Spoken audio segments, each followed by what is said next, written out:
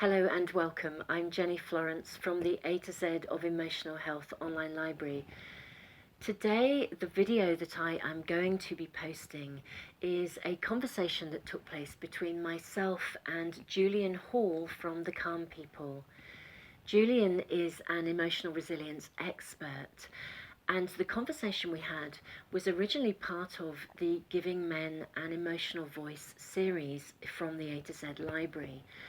But in fact, during the conversation, Julian really highlighted some of the problems that so many of us, both men and women, face when we become fearful of our emotions and the way that our perspective can actually reinforce problems rather than resolve them. So I am delighted to be sharing this conversation as part of our theme this month of emotional resilience.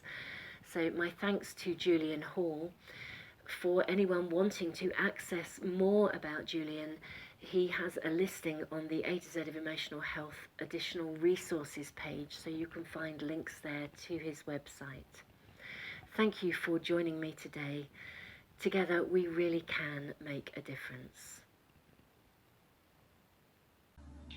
Hello, it's Jenny here from the A to Z of Emotional Health online library. I am delighted to be joined by Julian Hall from the Calm People.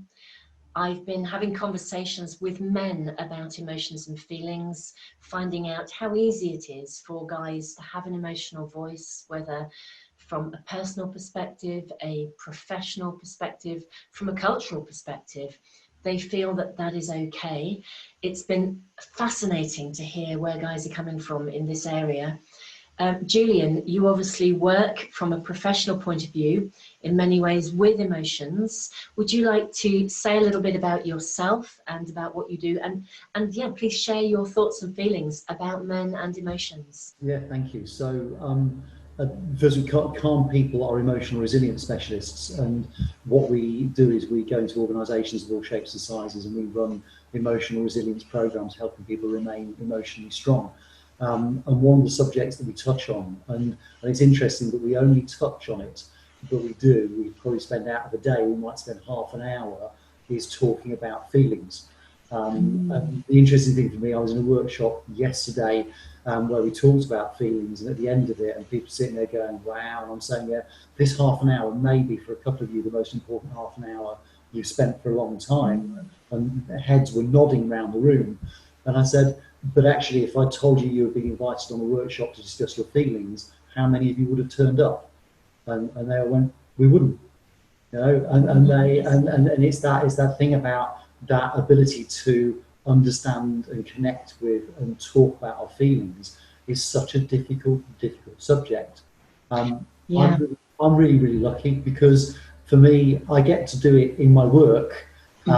What I try to do in order to be authentic about my work is I try to make sure that I do an appropriate level of connecting with my own feelings and allowing those to exist as well, so that when I'm talking about those, I'm not just teaching and saying do as I say, I'm doing as I do. So everything I teach to people, I try to practice on myself. I have to say, I think we learn far more by example than by the things that we're told. I think you could probably stop anyone in the street and say to them, do you think it's a good thing to bottle your feelings up? And I would say probably 99.9%, probably 100% of people would say, no, definitely, we really shouldn't bottle our feelings up. But put them in a position where you're asking them to actually share their feelings. And I think that we just feel so vulnerable around sharing ourselves in that way. And actually, I do think we learn far more by example. In many ways, it's why I'm having these conversations, particularly with guys, because I think as women, we are often, I think we're more allowed, or we feel more allowed to be a bit more emotional. Even if we feel criticized for it, we still feel more okay about revealing our feelings and our emotions. I think guys receive really mixed messages around emotions, actually. Yeah, we do, and it's all about the fact that we need to perform a backflip emotionally, because we think that to be vulnerable is to be weak.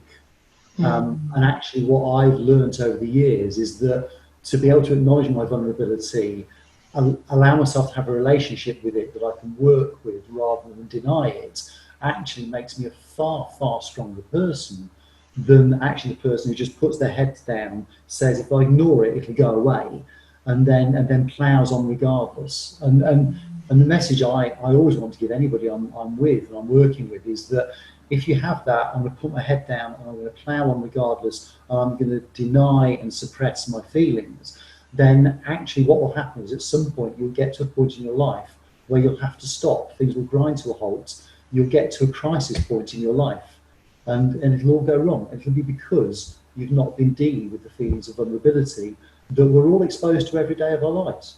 Yeah, it's really, really interesting, isn't it? Because I think lots of people, we do kind of things like anger management courses for people who kind of pop, and we're dealing with lots of depression in the world and anxiety where people are suppressing feelings. My experience, which is, really resonates with what you're saying, is that if we deny our emotions, then they stack up. And I think we tend to then go one of two ways. They either burst outwards and are expressed outwardly, often inappropriately, or they're turned inwards and are expressed inwardly inappropriately. Either way, there's a massive outcome. It's almost as though there's a residue that's built up over time. And it sort of interests me that sometimes something quite small or seemingly insignificant will come along, and it will be the straw that broke the camel's back, because we've stacked up so much over over a period of time. Something tiny will come along, and the emotional response isn't relevant or appropriate to that event. And then people get terribly worried because they think, well, there's something really wrong with me. I've become so emotionally intense over something that really should be quite small and insignificant. In reality, it's because they have stacked up these feelings and emotions over such a long period of time without listening to themselves. And then along comes something, and they get the whole package. They don't just get the feelings that are relevant in that moment. They get the 50 things or the 500 things that previously they've not actually responded to themselves appropriately over. And it panics people because they get such an intense reaction. When you begin to unravel and unpick that process and you enable them to connect with themselves, to listen to themselves, and to become, I'm going to say, emotionally fluent with themselves, it's incredibly life-changing. I absolutely agree, and that bit about the residue building up and the straw that breaks the camel's back. I think what a lot of us do then, of course, is when we're in that intensely emotional system where the flood, the dam is broken and we're flooded with emotion and feelings. Part of our brain sits there and goes, "See, that's what I've been telling you to avoid all along. That's why you need to deny your feelings. That's why you don't need to go anywhere near these." And so we have an immense job to do with people to help them understand that if they can just have that fluent relationship with their feelings and emotions, that these sort of things don't have to happen. Yeah. Yes, moments of pain and hurt and sorrow come along on a day-by-day basis, but if we allow those to be there rather than pushing them away and just stacking them up, we don't have to feel this.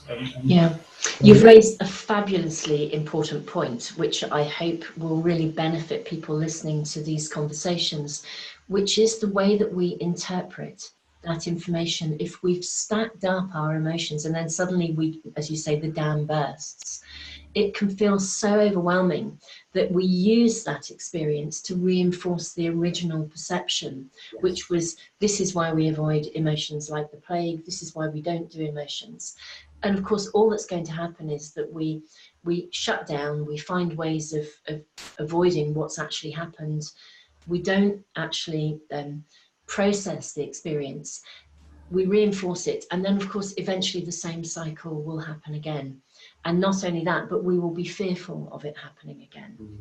Yeah. Whereas, as we both know, if we are able to develop that language, that emotional fluency, it's so life-changing, because our emotions are giving us information as you say, the ups and downs. I again find it really fascinating when people come and see me and they're in a real state because something really huge has happened in their life.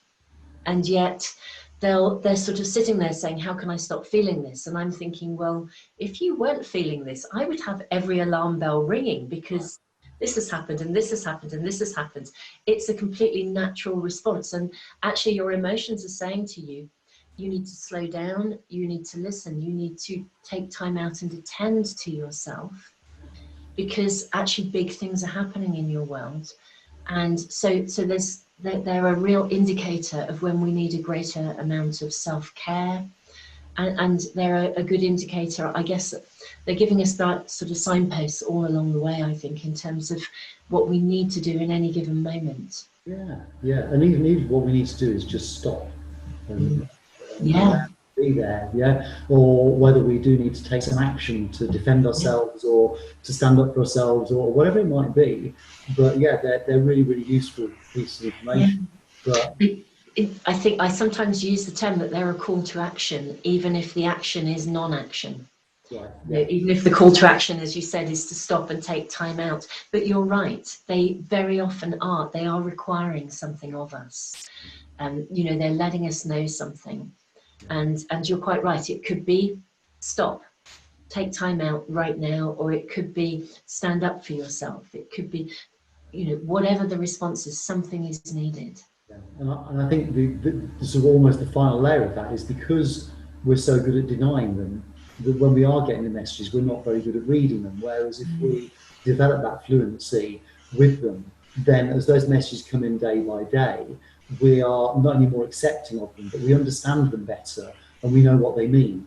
Whereas, people, how I don't know how many people I've worked with where they will say, well, my partner will describe me as not being in touch with my feelings at all. I don't even know what a feeling is. And they said, and they're absolutely right. You don't, because you've been pushing away for so long. But when they do come in, you don't really know what they mean. All you know is that they hurt. Yes, so all associations tend to be negative. And of course you're right, because when we do listen to those emotions, if that means we need to take time out and stop, or we need to, take whatever action we need to, we're navigating life from a very different position when we are in tune with the information that our emotions are giving us. So the other that pops into my mind then, of course, is that if I'm in that state where I don't really understand the messages my feelings are giving me because I've been denying them for so long, then when I think I'm happy, am I really happy? Or am I actually just relieved because maybe I don't feel quite so much pain recently? So it's that the bonus is that if I can develop that healthy relationship with my feelings and emotions, when I feel happy, I will genuinely know I'm happy, rather than it just being a feeling of I'm not as scared as I was earlier. Yes, absolutely. So we begin to define not just the more challenging emotions, but actually we define the really good ones as well. And again, if we're on our journey of life, it's so valuable to discover those things that genuinely make us happy, as opposed to, as you said, just periods of time where we feel less under pressure. And those are worlds apart. And if we don't understand emotions, I guess we miss the information from the really easier ones, the more joyful ones, as well as the more challenging ones. Exactly, yeah. And so by filtering out the challenging ones, we're possibly missing out on some really, really great feelings. Yeah, absolutely. I have to say, I've always thought we're rubbish as human beings at being selective emotionally. I think if we shut down the ones we don't want, we end up missing out on a whole load of things that we do want at the same time. Yeah, absolutely spot on. 100% agreement. Julian, it's been an absolute pleasure to speak with you. I think you've really opened up a fabulous line of conversation that I hope will benefit anyone listening. In terms of the kind of work you do, how can people find you if they're interested in you coming into their organisation, for example, running workshops, giving seminars? How do people get in touch with you? Okay, so we have a website which is calmpeople.co.uk, and that I guess if you get there, it's got all the information you need. We run a few open workshops for individuals. and then we have a whole range of stuff that we do mainly organisations. But we do work with individuals if they're local and they want our help as well. Perfect. That's absolutely brilliant. And thank you so much. And I hope, I presume that we will be adding the links to your website on our resources page in the A to Z library. So anyone watching this on the library, if you go to the resources page, you will find a direct link to Julian's website. So Julian, from the Calm People, thank you so much. It's been a fabulous conversation. Thank you, Jenny. It's been a pleasure, and thank you for inviting me in. You're welcome.